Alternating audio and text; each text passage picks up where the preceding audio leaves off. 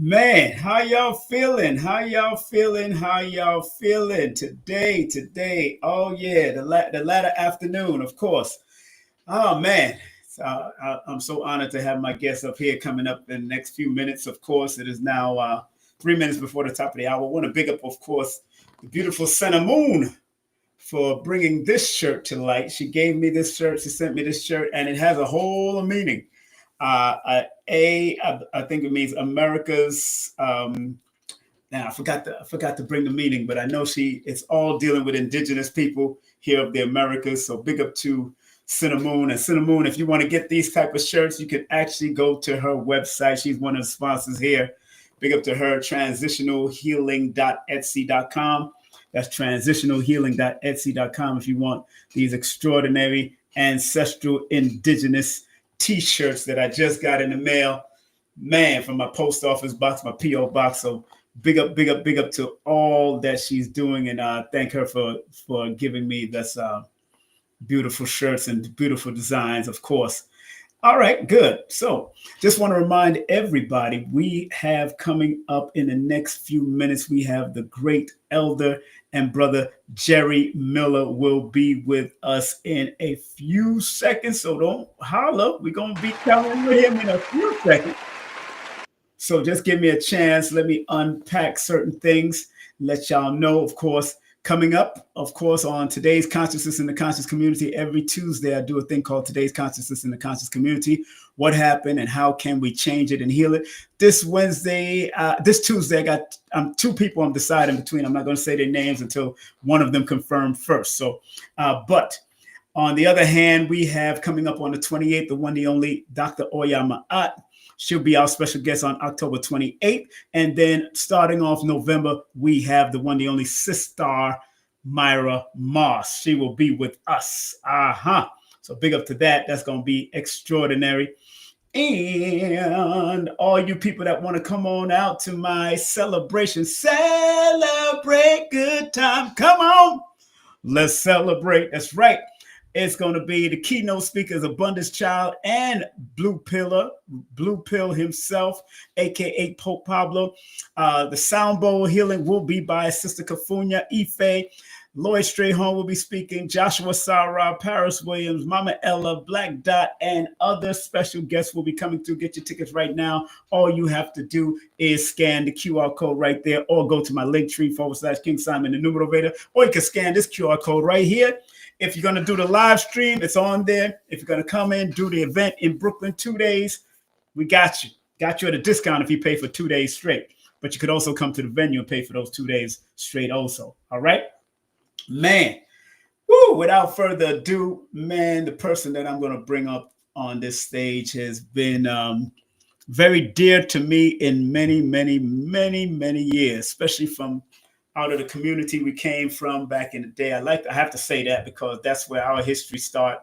Our history started in my start over there, that community called the Ansarullah community, the tents of Kedar, Nubian Islamic Hebrews, everything that man changed the name to. We heard about it, but we was there during the tents of Kedar, Ansarullah community, Nubian Islamic Hebrew. There was a transition going on. And this brother gave me my Shahada in 1984. So this brother brought me into Islam, although he's not into Islam at this time, but he does respect people's traditions and ways of life in their own way. Whatever makes you a better person, that's what it's all about for me. Whatever makes you a better person, if that's what keeps you there, stay right there. But this brother, my dear brother, is not only a spiritual teacher in his own right. This brother also is an extraordinary entrepreneur, one who works with Orgone Energy. He's a teacher, spiritual guide. And as a matter of fact, the book cover, my book cover, Numerovation for Mental Stability, he and his wife is a part of what happened at that time when I was in Arizona. And I'll talk about it briefly before when he comes on. But without further ado, let's welcome on our stage for you. You can support him via Cash App. You can support him via PayPal. You can support him via Facebook. He's also on Instagram. All here. I'm going to pin that to the top of the link right now. And as we bring up our brother, our elder, not only a good brother that I've known for many years that helped me on my journey here in this realm and into so many things that I had to do and to become my best self, but he is just an awesome brother in many ways, awesome teacher, very deep in what he does. Let's welcome on the stage for KSP TV Media, King Simon presents Only Quality People, the one, the only, Jerry Miller. What's up, brother Jerry? Hey. It's good to be here with you, man. Thanks for having me. I appreciate you. Appreciate you too, I brother. appreciate you. Thank you. I appreciate you much, my brother. Thank you so much for what you have done for me. Pinning all your links to the top of the chat right here, right now, so people can actually support you in any way they can. And you and your beautiful wife. How long you been married to your wife, brother? Sandra. oh man. Let me see. How old? About 47 years, close to 50 years. Wow, give that a round of applause, boy. Some people can't even last 50 minutes. Close to 50 years. Man, some people and can't we in it for the long haul. Man, y'all have proven yourself to be in it for the long haul, for real, sir. Oh, man. Big up to Sister Sandra all the time, my dear sister. Oh, man. I'm so happy and proud of y'all, man. I've known y'all since back in them days. I came in the temple. I came in that place around 16, 17 years of age. I'm now 58, my brother. Man, time has flown. Time has flown, brother. How's everybody? How's your children and everybody? Grandchildren? Everybody's doing well. The kids are doing well. Everybody, like the two things that we always ask for is health and strength. If I got health and strength, everything else is a breeze. Everything else is a breeze, man. Jerry, it's been a interesting time that we've been in for the last 30 years, 40 years, but now for these last few years, and people are waiting for comets to come. They waiting for the ants. They waiting for Jesus to come. They waiting for donkeys to come flying back. They waiting for ships and mother planes. They waiting for a lot. They waiting for angels to come out. Yes. They waiting for the rapture. And the rapture. Let me say about that rapture thing. Yeah, go ahead. That rapture thing that took place a couple of weeks ago. Yes, sir. Remember that Jesus was coming back? Yes, what sir. That was a dry run.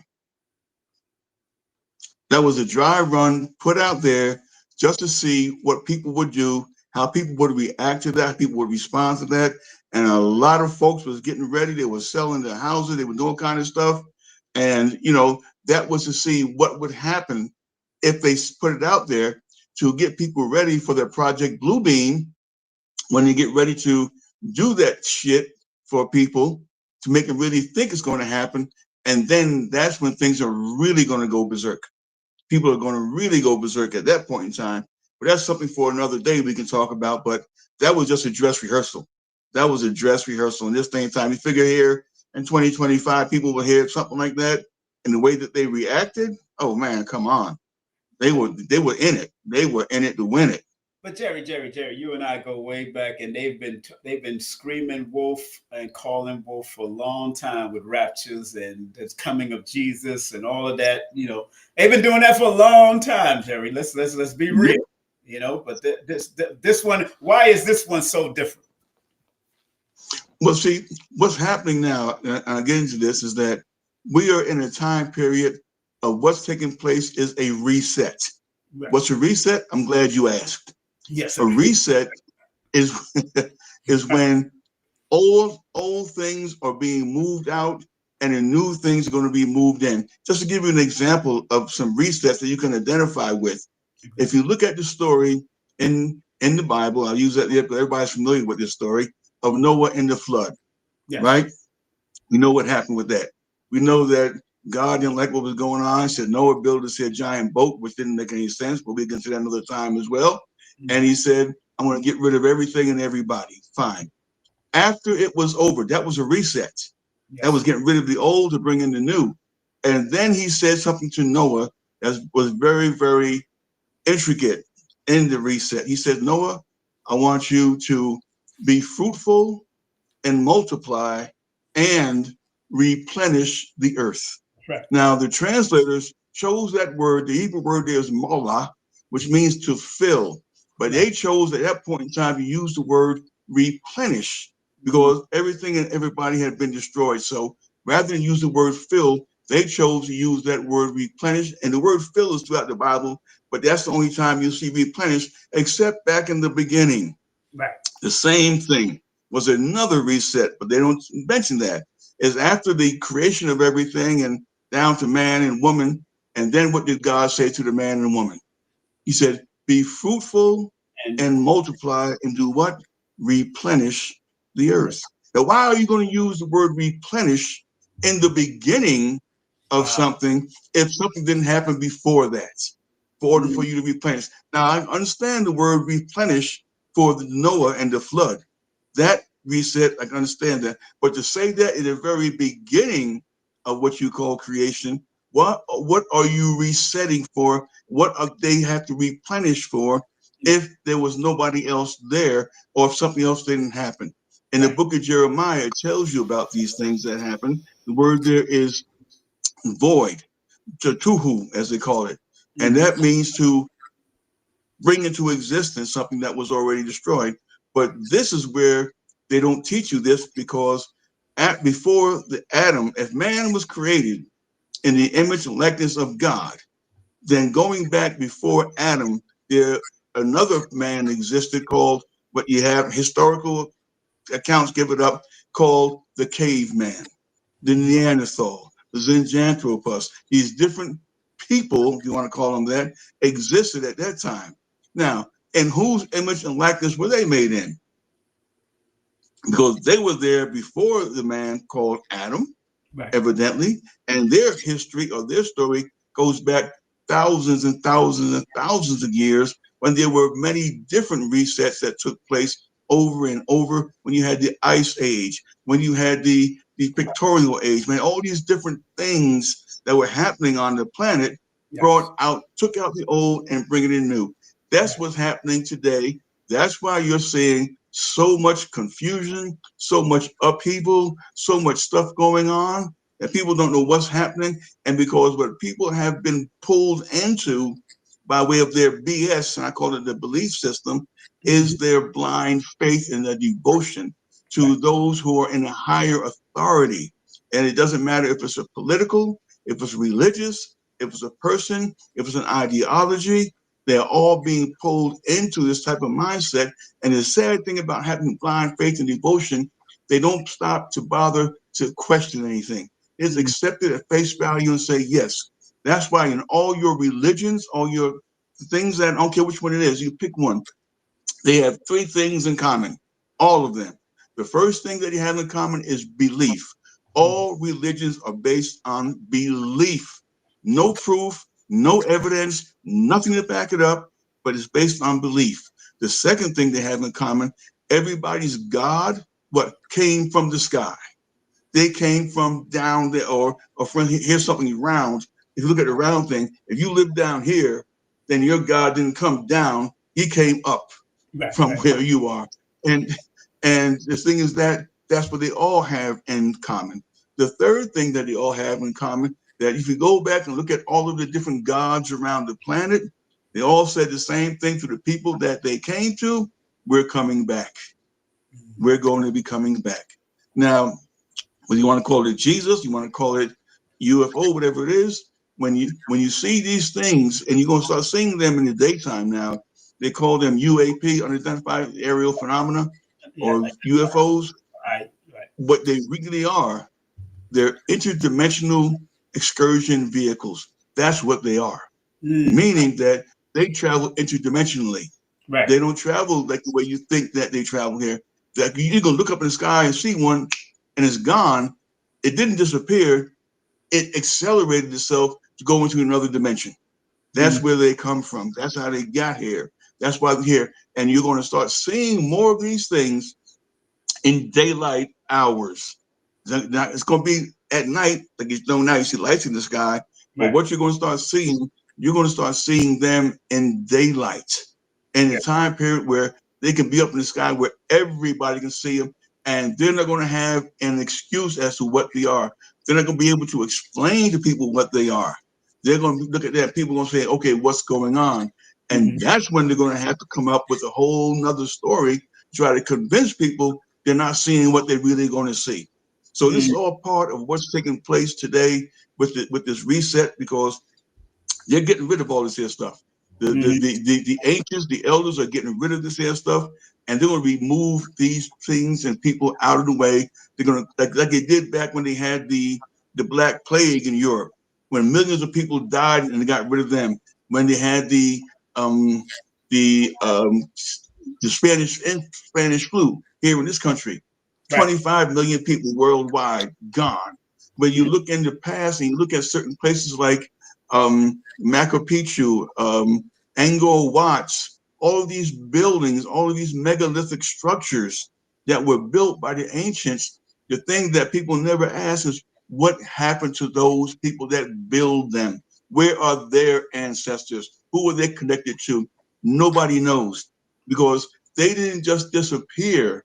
Like they say, they left and went to another dimension. That's what happened to them. And it's happened over and over and over throughout the annals of history. And you're going to start seeing it now, where you're going to see groups and massive groups of people going to start disappearing. I ain't talking about no rapture nonsense. I'm not talking about that. That's something that was made up. The word rapture is made up, and people want to make it seem. And one thing too about your Bible, I'm going to tell you this. This may offend some of you, but if it offends you, then refer to my Thursday posts if you want to. The thing is this: when you have your Bible, which simply means a collection of books, the vast majority of you have no idea where it came from, who wrote it, how it was put together, when it was put together, none of that. And another thing about your Bible is all you have are copies of copies of copies of copies. And if you don't have an original to back up your copies, then how do you know the copies that you have are authentic? And then again, also, there are about maybe 20 books in your Bible that have no known author. Nobody knows who wrote those books. Nobody knows where they came from. They just threw them in there, and you do it without question. And the next biggest thing about your Bible is that we go to what is called your New Testament, and the first 4 books, Matthew, Mark, Luke, and John, those are out of sequence because the so-called Apostle Paul, he wrote stuff even before the gospel. So he didn't know nothing about Jesus. He never met Jesus on the road to Damascus. He never said he did. And then he was writing the gospel, that the book of the Acts of the Apostles was written by Luke. And he told 3 different versions of Paul meeting Jesus. All this here stuff is made up stuff, a lot of it. And people, like I said, people are locked into their own belief system. Like if you are a Baptist and that's all you know is that you're a Baptist, anybody else outside of that don't mean nothing, no matter what they believe. If you're a Methodist, if you're an Episcopalian, if you're a Catholic, but no matter what it is, as long as you are locked into your belief system, then you are that.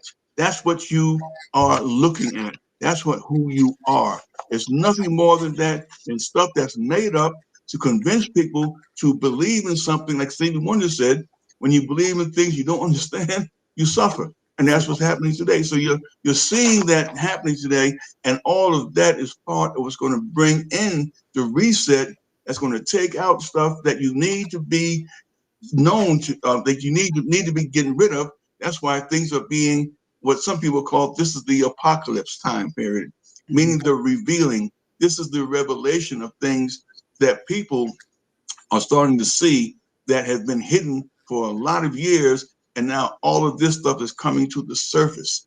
And this is a new reset coming. And one more thing I'll say, and I'll shut up and get Simon back in here, is that when you look at the book of Genesis all the way to the book of Malachi, which is the last book, which it really isn't, but that's what they say it is the last book of your Old Testament. Then from that point, moving on to the New Testament was a 400-year gap. Nobody was writing anything. There were no prophets. There was no nothing. And the question that I have to these people is that, where was God for those 400 years? How did God reveal himself, itself, herself, whatever stuff you want to call it, to the rest of the people of the world in their countries. The people in China, how did God reveal himself there? The people in India, the people in South America, the people in Australia.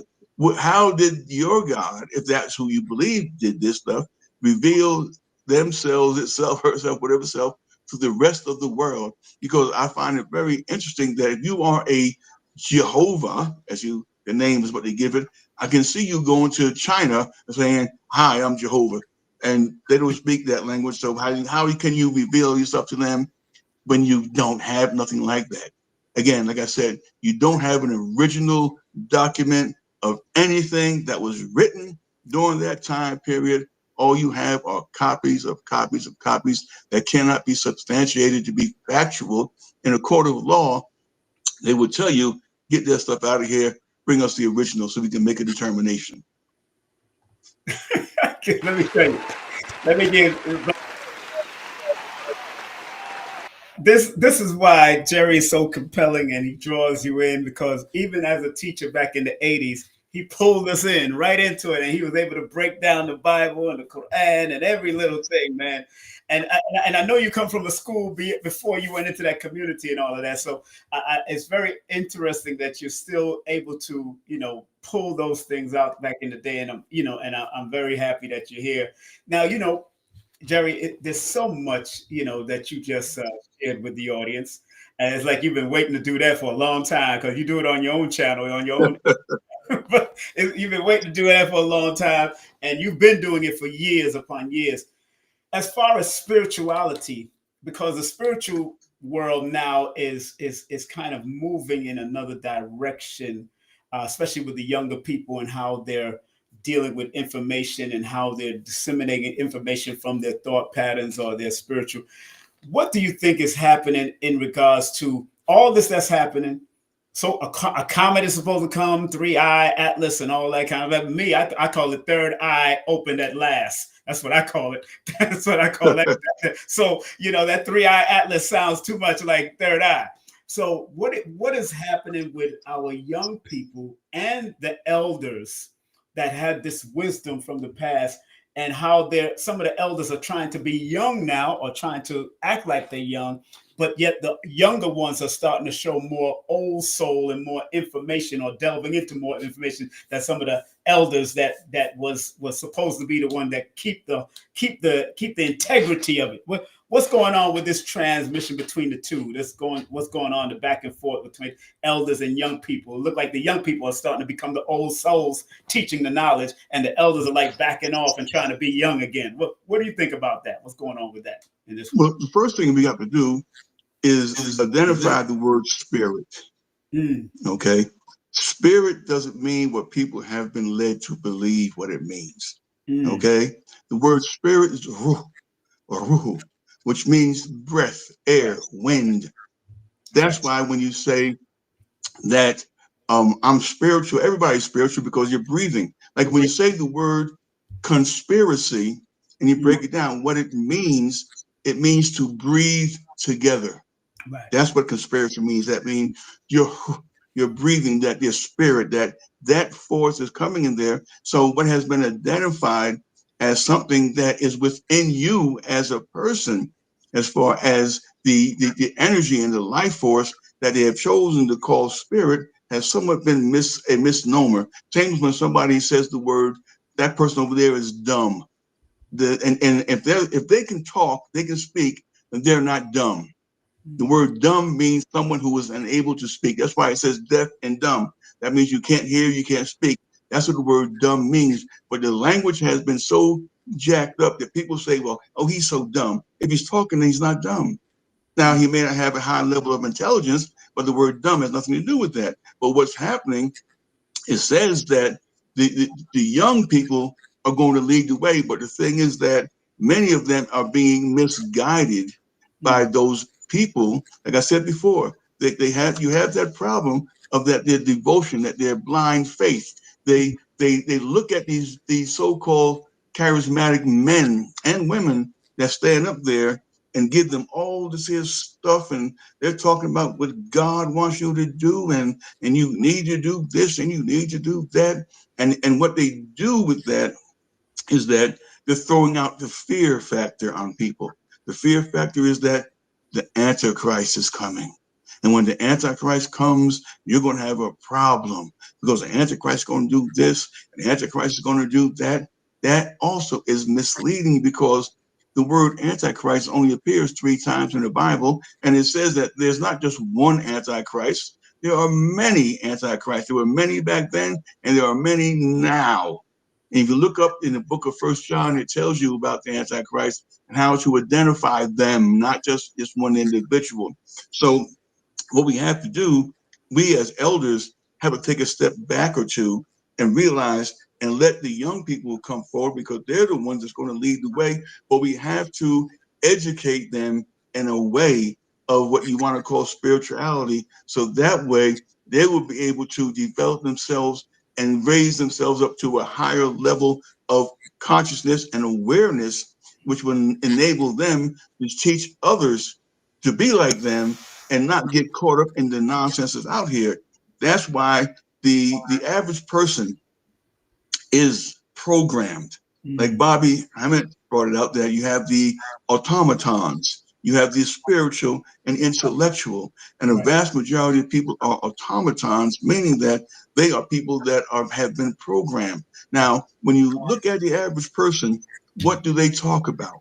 They talk about what they heard on the TV, what they read in the newspaper, what's going on in the sports world, what's going on in the fashion world, what's going on in the industry. They know everything about that stuff, but nothing like what we're talking now. You don't hear that often from many people because they're caught up in the things of the world that they think are important because they've been told these things are important. They've been told by the television, by their so-called leaders, those held in high esteem, what to think, not how to think, but what to think. This is what you do. And then when I get into a conversation with people and I bring up things like you talk about with the Bible and all that stuff, the first thing they'll tell me is that, oh, that's not important. And I say to them, anytime, this is something for your listeners. Like, listen to this. Anytime then you're talking about something and someone says to you, oh, that's not important, this is your reply. Say, everything is important until proven otherwise. If you can't prove what I just said is not important, then it is important. But don't tell me that's not important because you don't think it's important until it can be proven to be not important. Then it is important every time. That's how you shut them up. And once you say that, they shut up because they don't have to come back off of that. You can't tell me what's not important because it is. Prove it different. You can't. You see? So the thing is that we have to, that as the elders have to start saying, look, we got to get ourselves together and stop allowing ourselves to be caught up in this nonsense that's going on out here, as purposely put out there, because what they're doing, they're teaching people to react through the emotion, not through the intellect. Everything is emotion. You hear people hollering and screaming and shouting, and the wise people sit back and say, okay, let me discern what's going on. Let me dissect what's happening. Let me use intellect rather than emotion to resolve a situation, as opposed to taking it to the level where somebody does something stupid and then you're sitting behind some bars saying, I wish I hadn't have done that. But that's all part of the game. The thing is the separation. There's a separation taking place. There's not going to be anything united. The only people that are going to unite are those who think alike in a higher level. Those people are going to be the ones that's going to get together. And those people are going to be the ones, and I'm going to say it like this, that are going to be taken out of here. They're going to be taken out of here like they did in the past. When you look at the megalithic structures around the world, and the thing too about megalithic structures in Egypt, all of these places that you see, where you see all these statues and all these buildings and stuff, the people that built those things in Egypt, where are their descendants? Because the people that are there now are not the original inhabitants of that land. They just happen to wander there and see that stuff, say, oh, look at this. That's why none of them know what it is. They got to try to figure it out. And the one thing that you don't see in any Egyptian monument anywhere is a language. You don't see Luga Arabia. You don't see the language of Arabic that the people there speak.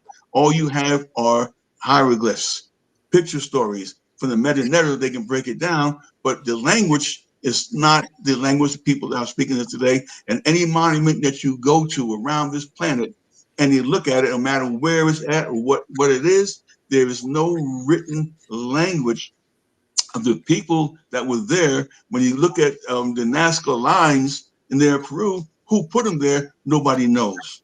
Nobody knows. Nobody knows how these things were done. And the technology that existed back then still does exist today, but not on the level that it can be overtly shown to people, because they're watching and seeing what they're doing with the things that they've given them and how they're being diabolical with the stuff that they already have. They're not looking to make things for everybody. They're looking for power and control. And that's where this here thing is heading. And that's why the ancients are going to step in and not let this here stuff happen.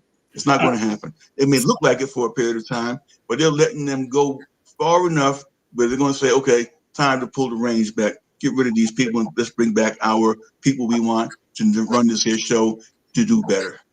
Right. Yeah. You know, and Brother Jerry, you know, I'm glad that you said that, because I know back in the days when people like Bobby Hemmett was speaking, he would say that we already won, but most of us don't understand what that truly means, that we already won, because most of the things that they're doing on media is because they're losing time, and they've always been losing time for a long time, and they're scurrying. Everything is scurrying. You know, they're trying to shut down bank accounts, shut down this, get people scared, get people frightened.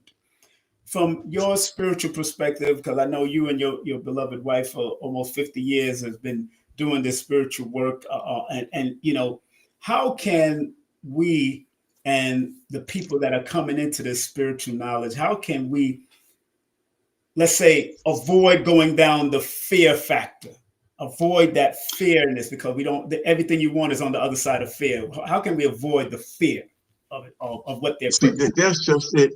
The fear is a weapon. Right. You know, like you say, that to conquer a people is not always done with weapons. It's not always done with guns and bombs and things. It's done with fear.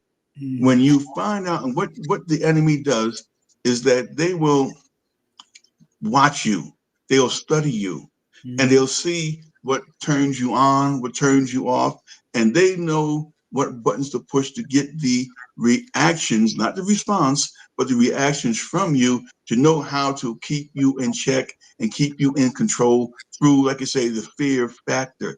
But once you, like for instance, I'll show you something where, when I've seen the videos of these Hebrew Israelite brothers in the Right. purple. I know you've probably seen the Yeah, pictures I of know. them. Yeah, You see, yeah. yeah, you see them. That type of organization of those people puts fear in the Caucasian man. Why? Because they're not an unruly mob. They're not crazy. They are a united force as one, and they are organized. Like when you watch the movie of Malcolm X, when Denzel was outside the police station and had them brothers standing out there at attention, and when he did his finger and told them to move, that's when that white cop said, "What? That's too much power." Because that's what they fear. That's what they don't want for people like us to do. To put aside our differences. Let's put aside our differences and come together as a united front, organized, rational, critical thinking people, and be able to get things together and live as like we were back in the day. We lived for, of, and by each other. We don't run off and try to do it by ourselves because we can't do it. But once the enemy knows that he can't put fear in you, then he is going to fail miserably. That's why when you see us starting to come together and start, I look at you and say, "Look, man, I don't agree with some of the stuff that you say or do, but we're in this here thing together. So together, let's hash out whatever disagreements that we have and work for the betterment of all." That's what you have to do. But you can't let them throw that fear in you, because once they realize that you are controlled by fear, they're going to put it out there now. They're putting things out there that's fearful sounding. They're talking about war. They're talking about this stuff, and because you're scared and you're frightened and fear.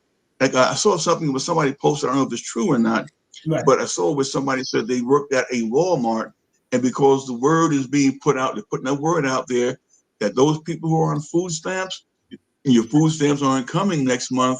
So what are you going to do?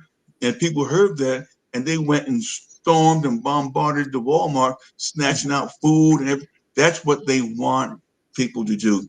They want people to get in that state in mind and condition to act so irrational that they'll have an excuse to come in and say, okay, we're going to have to do something about this. These people are acting crazy.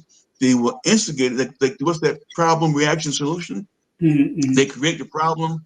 People react and say, what are you going to do about it? And they say, well, we got the solution. And that's what's going on now. It's a problem, reaction, solution syndrome that's being played all over the place. But if you don't get caught up in that stuff and you separate yourself from that, that's why it says, don't partake of her sins, separate yourself from this stuff. It won't have an effect on you in a way that it will have on others. So we as the elders, as the adults, got to pull our young people back and give them the right information, because we no longer have the leaders like your brother Malcolm or brother Noble Drew Ali or Toussaint Louverture or Benjamin Banneker. We don't have these type of leaders anymore. We don't have them. What happened to them? All you have now is, like brother Malcolm said, you got those house Negroes out there trying to play up and pretend that they're with us. In reality, those are the ones that are most dangerous, because they come in the disguise of a person of color, and in their mind, they are not. They don't see you as being the same as them. They see you as a pawn or a toy or something that, because now I'm with this man now, I'm in a better position than you. So he accepts me and allows me to do this and do that. And when in the reality of it, he's planning your demise too, but on a different level. Brother Jerry, people that are just tuning in, we are here with the legendary brother, my brother from another mother and father, man, for years. Brother, well, I'm glad I was able to bring him on. Support him via Cash App. I pinned everything to the top of the chat. Also, PayPal using that email that's right there. You can hit him up on Facebook, follow him on Instagram also. And he got Oregon Energy. We're going to talk about all of that before we get off anymore, because he's still him and his wife still working almost 50 years together. And like I said, some of us can't stay together for 50 minutes. 50 days. So it's a darn shame. I blame myself too. After I divorced, it's like, oh man, because you know what it is, brother Jerry, is that the wisdom of our elders. Sister Shahrazad Ali, and of course she's still alive. She wrote those two books, Black Man's Guide to Understanding Black Women, Black Woman's Guide to Understanding Black Men. And her focus was really on trying to get the Black women to understand, but yet also understand certain things from Black men. And she been married twice, outlives her both husbands, both of them transitioned on her, took care of their 12 children. And she showed me one time, she said, yo, the old school work. It worked. It did work as far as keeping us living for and by one another, to the point that because she was so successful, she still took care of the outside, or prior to husband's children, prior to them meeting, took care of them too, because that, and they still in support of our sister. And but relationship is so different now, man, that everybody feels that, and I've noticed this, everybody feels that if one little trigger happens, one little red flag, they're willing to destroy the relationship immediately. They're not willing to last. How, from an elder's point of view, how have you and your wife been able to hold on for damn near 50 years, bro? In the spiritual work and the physical work as man and woman. The thing is that when you get into a relationship with somebody, you have to build from the ground up. Mm. Like Teddy Pendergrass said, what? He don't want no 70-30, no 60-40. Give me 50-50. Let's begin this thing together, because if you are getting married and say that, for better or worse, sickness and health, if you mean that, then no matter what happens to that person or what happens to you, that if it's unforeseen, not something deliberate, you're going to be with that person no matter what. Yeah, you have your ups and your downs, but the young people today, is what has been happening is that whenever you look at the Instagram or the Facebook or whatever, what do you see a lot of the young women there doing? They're there showing like how how pretty they are. And there's nothing wrong with if you want to look good for yourself and everything, but don't make that the focus. Don't make that your selling point. Right. Because if I was a young man out there and I saw a woman that I was attracted to, I want to know what's in your mind. So what I'm going to ask you is this, a simple question. Mm-hmm. What is the square root of 9? Mm. You got the nice big, you looking good, you're looking fine, you got all that good stuff going. And yeah, all that stuff is good too, but I want to know what's going on up here. Mm. Because if you don't know that, then therefore we can't have a good conversation. I want conversation to stimulate me. I don't want your body to stimulate me, because the way things look, and today, like, you don't know what's real and what's fake anymore. But the thing is that I remember an old movie I watched years ago from the Twilight Zone, where this guy had made a deal with the devil. He wanted to be young again and do all this kind of stuff. The devil said, okay, fine. But he was 70 some odd years old. So the devil gave him the young look, but not the young innards, which means that you look like you're 25, but your body inside is still 75 years old. So you can look any kind of way you want on the outside. If you want to go and have work done, that's fine. But inwardly, not just the physical part, but the real part, because I want to meet you. Like what did Chris Rock say, when you go out on a date and they show up, you're not meeting the woman, you're meeting her representative. Right. Meaning that I want to see you, and this is, I'm serious too when I say this. I want to see you first thing in the morning, without all this stuff on, everything, when your breath stink and you ain't dressed and everything, because I want to love you for who you are, not for what you show me. Right. You follow? And young people today don't understand that it's a thing where you have these 6 month relationships, and it's a revolving door, and you want somebody that's going to be, what you want, but what you're doing, you're settling for less than what you deserve. That's why when you get rid of one person and you get with another person, you've gotten the same person back, but in a different body, because that's all you're looking for. That's what you're searching for. If once you start saying, I don't want this, I don't want that, I want this, I want that, and then that type of person that you really want, that you feel and you can build a relationship with and have a life with, that's the people that's going to start coming into your life. But as long as you don't revise what you're looking for in a person, what you want within that person, it goes both ways, then therefore all you're going to be getting is the same person, no matter if it's male or female, in a different body every single time. You say, well, I got rid of that one, let me try this new one. And for the first 6 months, it's great. Then after that, you realize that you just married or just got involved with the same person, but in a different body, because you didn't change the way that you view what you deserve and how you see yourself as being worthy of someone like that, as worthy of being with you, that you can build a life together and not just be a booty call. So we have to start looking at things from a different perspective. I can appreciate you wanting to look good, and you got the boobs and the butt. If you got all that good stuff, that's fine. But that's not the you I want.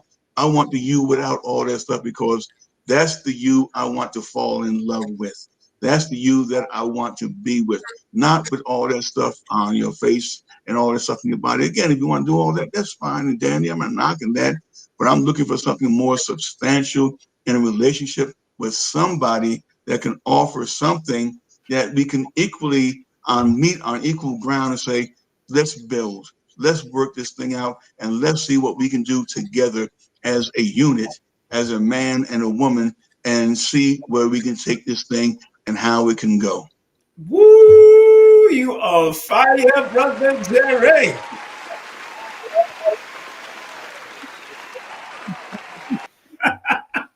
And I've known you for so many years. We reconnected, but years ago, though, when my former wife said, well, said, Brother Jerry. I said, Brother Jerry, come on. I never knew you from Brother Jerry. I knew you as Teacher Ali, Abdul Ali. I'm like, so when Taslim said, Brother Jerry is Teacher Ali, I was like, what?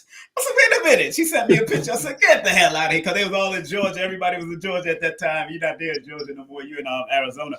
But it's like, yo, I'm like, I've been wondering where he was at, and I'm so glad I got you. And I booked you to open up for Delbert Bled, and I booked you to Nicholas, and brought you, and it's been a journey since, man. And Brother Jerry, it's a lot is happening, man. What would one of our elders, from your perspective, say about our children and your children that might not want to talk to you at this point, and you got a lot of information to give them, but they not, they blocking you, they doing it, they're going through their mental health, and they don't want to realize that you've been through stuff too, and I understand you going through. Let's sit down and probably let's work this out. What would Elder Brother Jerry say to the young people and the adults that are trying to reconciliate and come back with their children to work it out, and not holding on to any guilt trips or nothing? It's just sometimes we got to learn to forgive ourselves also and keep it moving, and forgive them and forgive everybody. What is the advice would Brother Elder Jerry give for that type of situation that could be happening between a parent and a child?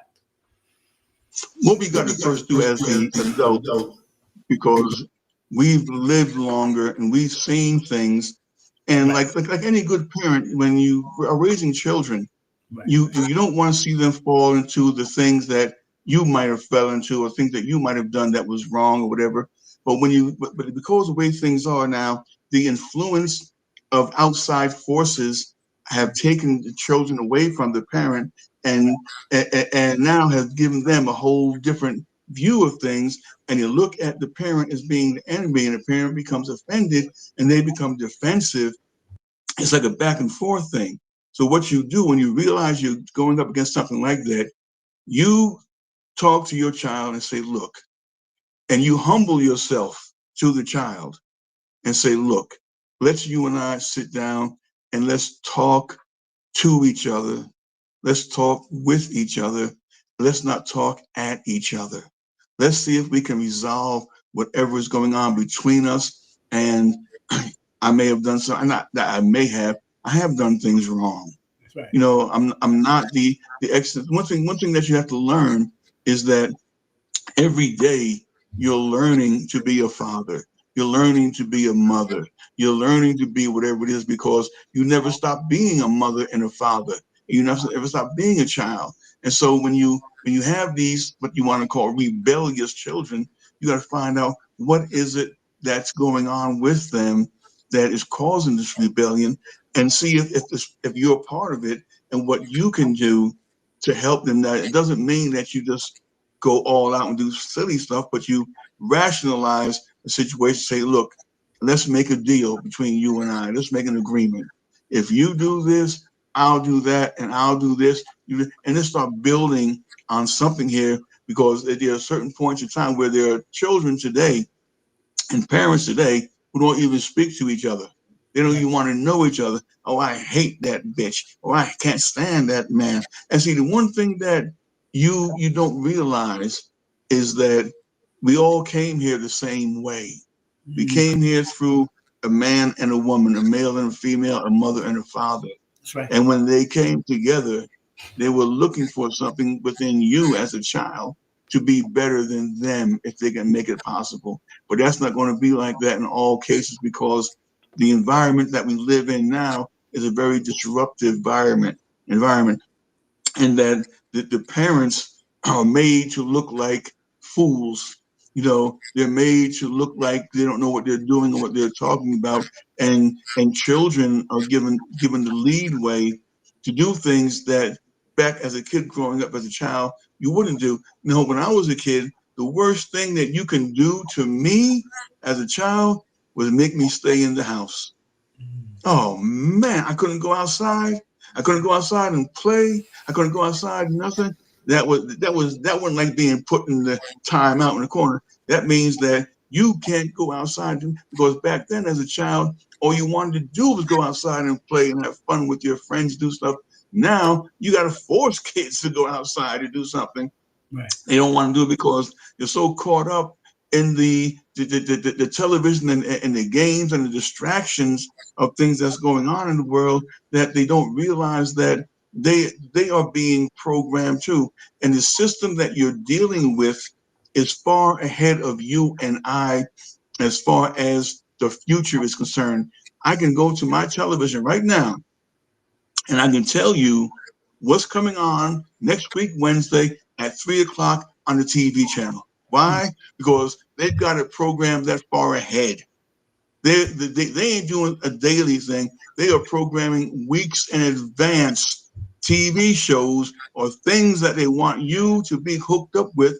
And so they put it on there and they program it. And when you see a program that you particularly might like and want to watch, you can press that button and you will scoot ahead next week and set the button and record it and have it ready. That's all part of the subliminal seduction of programming that's Right. done on a daily 24/7 basis. When I grew up, the television went off at 11, 12 o'clock at night and did not come back on until 6 o'clock in the morning. We didn't have all day television. We had it from a certain time and a certain station and certain channels, certain things. But because we are living now in a world of what you call high technology, we have become very lazy mentally, spiritually, emotionally. You know, we no longer have that connection. Like it says, the love of many has waxed cold.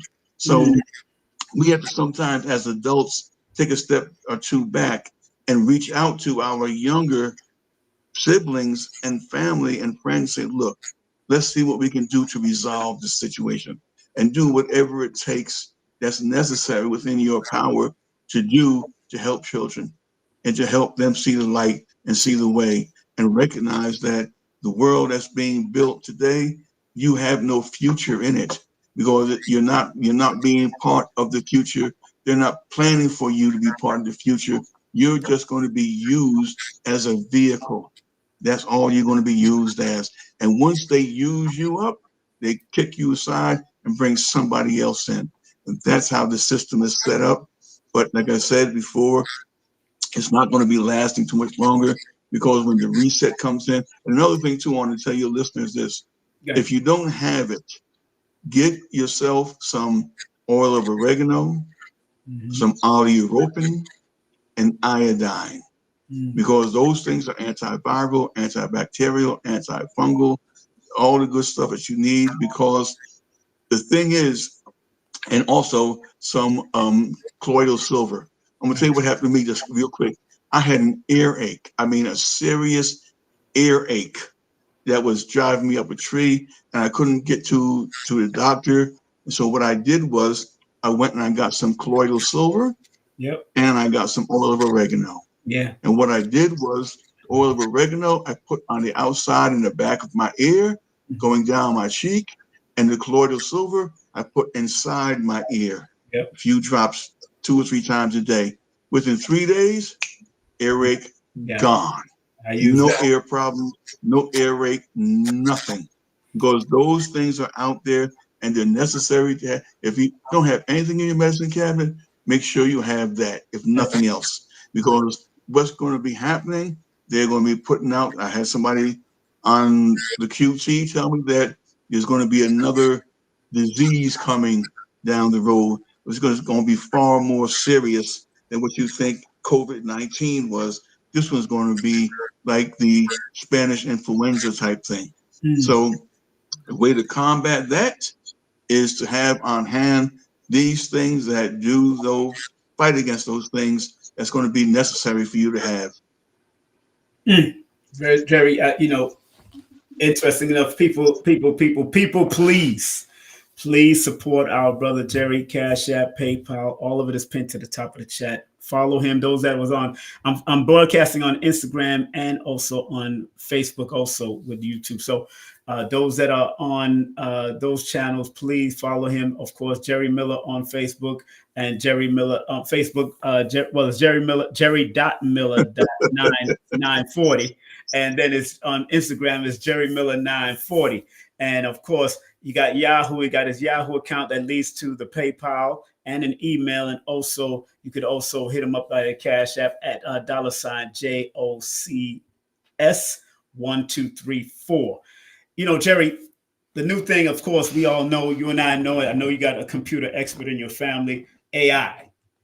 And artificial intelligence, some people call it ancestral intelligence, but there's so much water needed to maintain this thing. Water shortage, is it possible in our time because of this AI production? Yeah, I see. Thing is this, AI has been around for a long time, a long time. Right. As a matter of fact, I saw an old picture the other day was Judge Dredd, an old movie back in the 70s. Yeah, and in that movie, they show you AI. Right. That's right. They show you how AI worked back then, in that old movie. So in a lot of your older movies, they show you the future with AI, with technology and things that's happening. Like when you look at the movie, what's that movie, 2001? Right. Right. Remember the computer? Yes. HAL, HAL? Yes. You know what that really was? That was IBM. IBM, yeah. I remember. Because after H becomes what? HI. Right. After A is B. After L is what? M. M. Right. IBM. That's who HAL really was. But they don't come out there and tell you IBM, but that's how they put it out there. So how the computer system is going to be taking over, electronically. They're going to be programming you and things, everything, where you're going to just sit back and say, the machines now are going to be doing your job. They did it in the auto industry. Like for years when they used to have the automobiles, they had this big cabinet where there was a guy in there who was masked up and everything, and he would spray the interior of the cars and make sure that they were covered with whatever it is to keep them from rusting. And what they did, they came in with a computer, put it on him, and mimicked his motions of what he did. And then they invented a machine to do that, and he didn't have a job anymore. That's how it's done. Everything is done right now is on a subliminal level. Things are being done subliminally. They are sending out, and that's why I'm glad you mentioned Organite, because what they're doing, just sending out high frequency signals, with the 5G and the 6G, and the Oregon devices that we create helps to block those things, helps to keep those things from happening. I got them in my car. I got them all over my house. I got them everywhere because those folks out there ain't playing. That's why you get messages in your head and don't know where they come from, because they are out there programming and sending out information for those people to pick up on stuff. And when they get caught doing something, they say, well, I don't remember doing that. I didn't do that, because they have been subliminally programmed because of the fact that they are not aware of what this system really is, not just here in this country, but worldwide. It's a worldwide thing that they got going on. And if you're not careful, you'll get caught up in it too, because of the fact that you don't have what you need to protect yourself and your family and your home. That's why Organite products, if I was you, I'd get them. Jerry, please contact Jerry for that. Email him if you want more. I remember you gave me this. You see it? Say again? You see what you gave me years ago? Do you see it?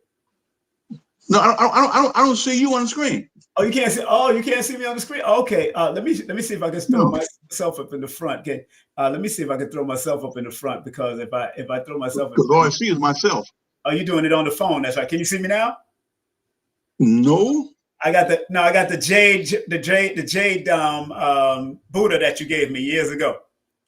Okay. I got the jade. I'm Well, showing it to the as long as it's still working. Yeah, hey, the jade, hey, it's a beautiful piece, sir. I still got it. It does still work, and I have a few of the orgone pendants that you gave me also from back in the day, and pyramids and all that. Now, before we close out, let's talk about the orgone. So I know you just mentioned it briefly, just what to have, but why is it so important to grid your house or deal with the orgone? Because you and people like Unc and Dr. Blair did the diodes and all that kind of stuff, but you and your wife specialize in orgone energy. Talk about that real quick, please. Let's go into it. Yeah, the thing is that I remember before Dr. Blair transitioned, he and I was working on him getting orgone from me to put on his page, but that never really happened. So, but the thing is that he realized that the orgone energy and the way that I was making it was different than what a lot of people are making it. And the way that it works with me is that when I make mine, I'll tell you this, I have certain type of music playing frequencies that I have, and that I put my pieces in. And because I live here in Arizona by the Bell Rock vortex, I make sure that those pieces are encompassed there too. So I'm putting in the energies and the vibrations and the frequency of those things within those products to enhance their ability. And right now, the way I'm doing now with the orgone, I'm making them totally different now, because the thing is that shungite, which by the way comes from Russia, is harder to get. I can't get that anymore like I used to. So I stockpiled my shungite and in black tourmaline, and I'm using a lot of that now in my products in order to enhance the energies of what they're doing now, because they're enhancing the energies of what they're putting out. So to combat that, I've got to make sure that I have enough stuff in mind to combat what they're doing, to make it so that it will be able to ward off the 5G, the 6G, and all those different frequencies, EMF, ELF, all those different frequencies that they're putting out on a continuous basis. So I have them in the form of a pendant. I have them in the forms of pyramids. I have them in the form of different forms of different things that I do now that I haven't been doing before with a lot of the stuff that have. The stuff that you already have is still good, it's working. But I'm looking at another aspect of it that is coming out. So I've got to advance what I'm doing to be able to stay ahead of what's being done now. Right. I'm showing a few of your pendants from Facebook that I see. I'm showing a few of those old pendants that you have on Facebook, and I'm showing people. I showed them the Tree of Life orgone energy pendant. I showed them the Eye of Heru pendant. I showed them the pyramid, the shungite pyramid that you have. I also showed that. So, and you said shungite is kind of hard because it's coming out of Germany. I know the tariff. No, Russia. Huh? It's coming out of Russia. I mean, Russia. And that's the only place that you can find it is in Russia. Right. So, and for Jerry, you've been very, very, very pointed as far as answering certain questions that I put out there, and I'm glad that you're here with us today. A lot of people don't realize that when elders speak from the wisdom of that you've had, especially because you went back through military, but you was in communities. We were in communities that thought we was going to live by one another, and what was 144,000 and all that. We went through all of that type of stuff, and those that are people. What do you say to the people that are giving up hope on our elders and the information that they provided from the past that can still help us today? What do you say to those people, and to get their mind back right, to understanding it's all right to doubt and all right to go through what you're going through, but please we know elders. To me, the elders know that the names and faces have changed, but the game is still the same. They know that. Yep. And please try to reinforce that to our children, our people, our young people that might listen to this later on. I'll say this. I'll take a line from an old movie I saw. Yeah. Called Galaxy Quest. Never give up, never surrender. And like we used to say back in the day, ever forward, never back. There's going to be some difficult, like King said, there's going to be some difficult days ahead. Yes. But even though when you're in that state, in that mind, don't allow it to pull you down to the point where you just throw in the towel and say, never mind, forget it. I don't want to do this anymore. You keep go listen to Luther Vandross' Dream the Impossible Dream. That's what you do. Listen to when he sings that song and listen to the words. Like it says, when you fight the unbeatable foe, that's like me saying, I'm going to get in the ring with Mike Tyson, knowing that it's not going to work, but that's what you do anyway. You do those things, you take a hold of those things, and you say, no matter what happens, no matter what's going on, never give up, never surrender, and you fight the unbeatable foe. This is what you do. And there's going to be some times where you're going to not feel like you want to do it. There's going to be times where you're going to want to just give up and say, oh, the heck with it. That's the time that you really come out and fight the hardest. Because that's when they see that no matter what they throw against you, this guy ain't giving up. Like your brother Malcolm X, no matter what they threw at him, he kept going strong and saying, I'm not going to allow you. Because the minute you give up, you are allowing the enemy to say that I've defeated you. And you'll never defeat me because I won't allow it to happen. Do whatever you have to do, whatever you think you have to do, but never, ever, ever give up. Never say, I quit. No, I'm going to keep going till the very end. And even after that, I'm going to keep going because you can't allow the enemy to shut you down, cut you off, and to make you be defeated and then say, next, because I got rid of him, now I'm going to get rid of the next one, and then the next one. And that's how it's done.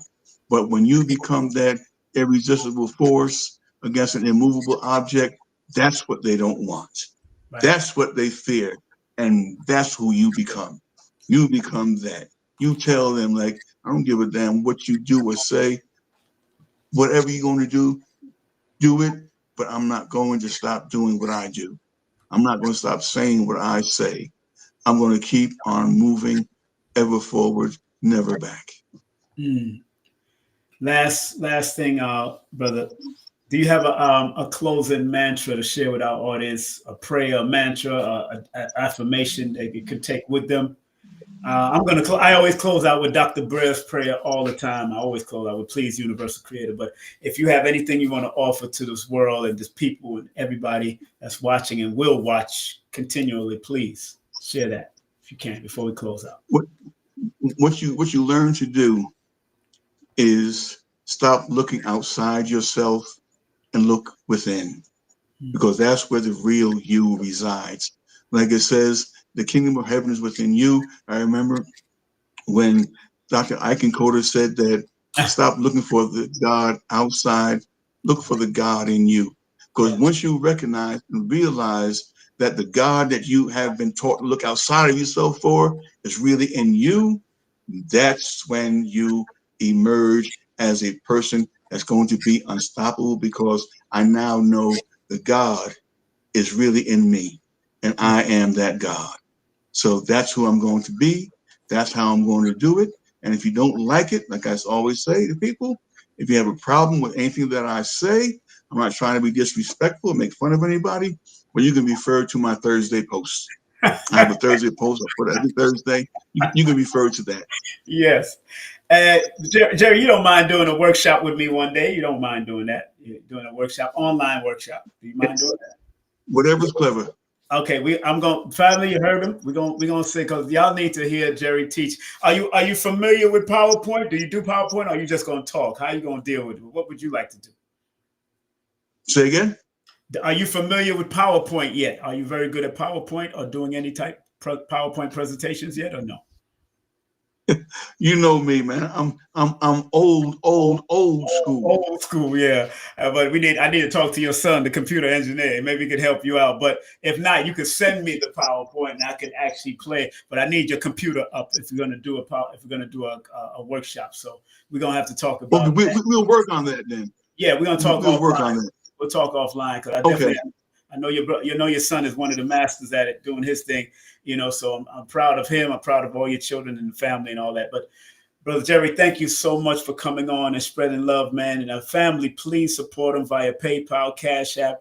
Hit him up on Facebook. You could also hit him up, DM him on Instagram if you want to catch him, or talk to him and DM him or email him, of course, on Facebook. You could send a message to him. He does answer his message on all of them.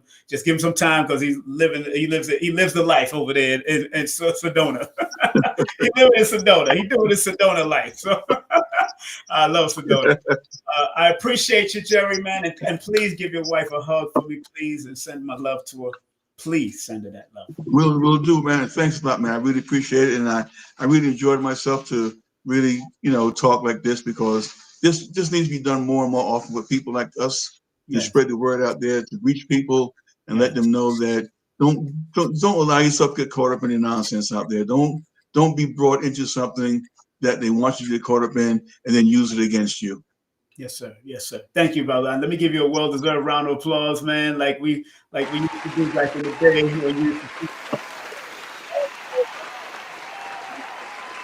Brother Jerry, we'll talk. All right. Love you, man. Be safe, man. All right. All right, man. You too, man. Thanks a lot. Peace out. Peace out.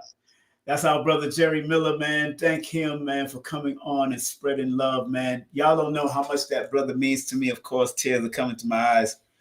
That brother gave me a shahada back in 1984, and I moved into that community on Bushwick Avenue in 1985 after I came back from Jamaica.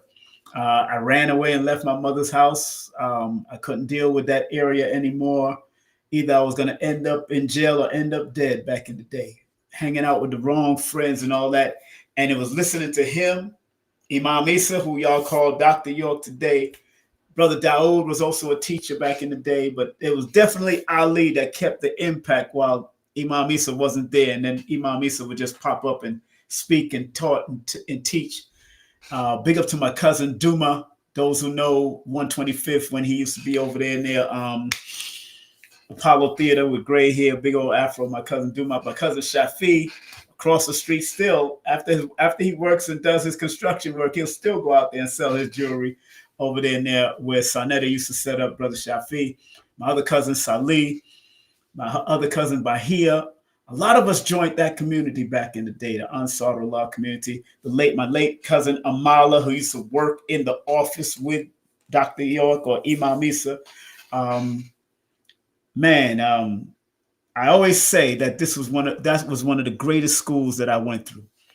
Tears are coming to my eyes because it could have been so much more. It could have been so much more. I don't know what they're doing in the Nuwapian. It's not the same without Imam Isa at that time and how we were structured and how we lived together for and by one another. It's not the same. And yes, tears is coming to my eyes because that and the Nation of Islam healed me and helped and still healing me, because I still have the lessons of all of them together, all the way to the 5%, all the way to the Rasta community, all of it. And yeah, tears is running because that brother that just left, he was a part of my journey. He was a part of my journey. And I respect elders like him. I don't curse my elders. I don't disrespect my elders outright crazy. Now, if you got elders acting like olders and they don't have no knowledge of self and they're trying to disrespect you, you might have to protect yourself verbally and physically. But the wisdom of our elders woven in the fabric of time, because time is the master healer. Time is the master healer. Make sure y'all support Brother Jerry Miller and his wife, Sister Sandra. Do a consultation with them. Do a relationship session with them. You could also do a relationship consultation with them also, him and his wife. I would love to have his wife on, but she's a shy type. She don't even want to come on sometimes. If she comes on, she don't come on with a camera.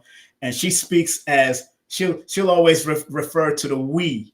She'll talk about the we. This is someone that he consults all the time, because she always say we are doing this and we are doing that. And when I say we, she's talking about the ancestors and the people that she's in constant contact with. She's like Aaron Lyons, one of the older school Aaron Lyons from back in the day. When I say she downloads stuff, his wife, Jerry Miller's wife, Sandra, born under that 7 energy. Oh, man, she's a Leo just like Aaron Lyons too, which is crazy. She's a Leo just like Aaron Lyons. I have to get Aaron on my show, but I got a little emotional because this brother Jerry means a lot to me.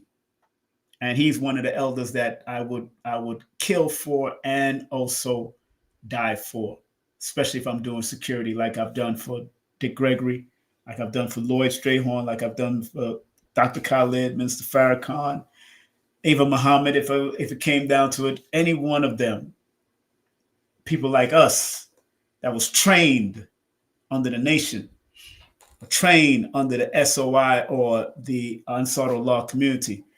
We did security in zero cold weather sometimes to protect that community on Bushwick Avenue. I remember having snow boots on and freezing and had to put cardboard in the boots while I'm doing security, 3 to 4 hours or 6 hours security. Oh, it was one of the greatest schools I went through. And nobody can take away that experience from me. Nobody. I let no one take that experience. And the celebrities that I met and all the people, and just knowing that they respected me and for who I was as I was performing and doing reggae and all that. Even Dr. York, Imam Isa, he was the first to put me in a studio and record a reggae song before I left the community in 88, 89. I was going into 90s, boom, number 5 on the reggae chart after I left the community.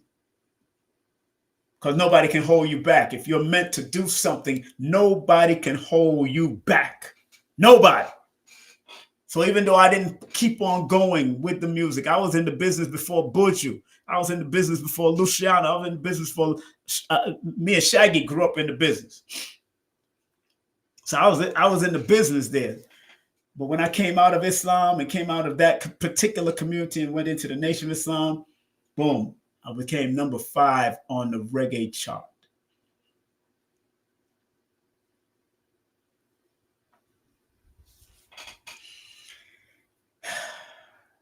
Family, remember what Dr. B says.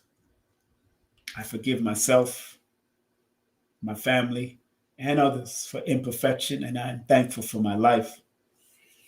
Every bit of it, I'm thankful for it. And remember what Dr. Blair used to say. Please, Universal Creator, know in my heart that I love you. Please protect me and this planet on which I live now. Please open our minds, our spirits, and our souls to receive only truth and your love now. Family, thank y'all very much. Again, support Jerry Miller, elder, brother. Contact him if you want to interview him and all that. Get his message out there. Ask him the questions, and he'll give you the wisdom. Wisdom of our elders are needed. 50 years, damn near 50 years with his wife, grown children, grandchildren. It's needed. All right? So family, have a great day, afternoon, or evening. Be safe. Be great. And remember, I love you because I love me. Take care. Be blessed. And I'll talk to you next time.